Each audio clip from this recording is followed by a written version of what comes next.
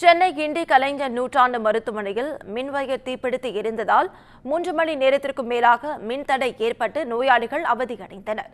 சென்னை கிண்டியில் உள்ள அரசு மருத்துவமனையில் 419 நோயாளிகள் சிகிச்சை பெற்று வருகின்றனர். இந்நிலையில் மருத்துவமனையில் மின்சாரம் செல்லக்கூடிய கேபிள்களில் திடீரென தீ விபத்து ஏற்பட்டதால் மின் விநியோகம் பாதிக்கப்பட்டுள்ளது. இதனால் நோயாளிகள் கடும் அவதிக்கு உள்ளாகினர்.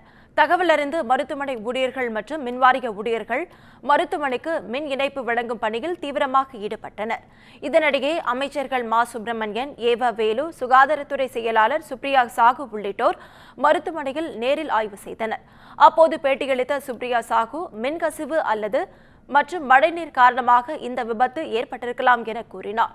தொடர்ந்து பேட்டியளித்த அமைச்சர் மா. சுப்பிரமணியன், மின்தடையால் நோயாளிகள் பாதிக்கப்படவில்லை எனவும் வெண்டிலேட்டர் மூலம் சிகிச்சை பெற்று வந்த நோயாளிகள் பாதுகாப்பாக உள்ளனர் என்றும் கூறியுள்ளார்.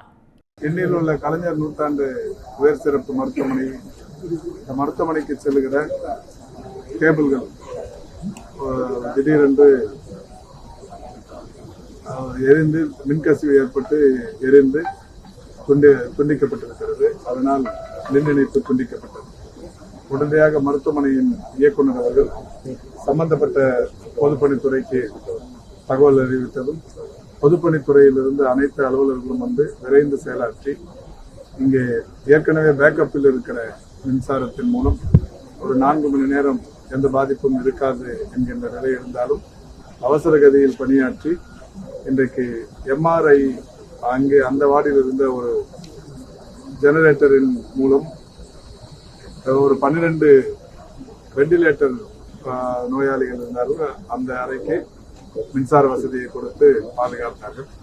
எந்த விதமான பதட்டமும் இல்லாத அந்த ஒரு பதட்ட சூழலும் இல்லை. பர்ன் ஆயிட்டு இருக்கு. இது யாரும் எதிர்பார்க்காத ஒண்ணு.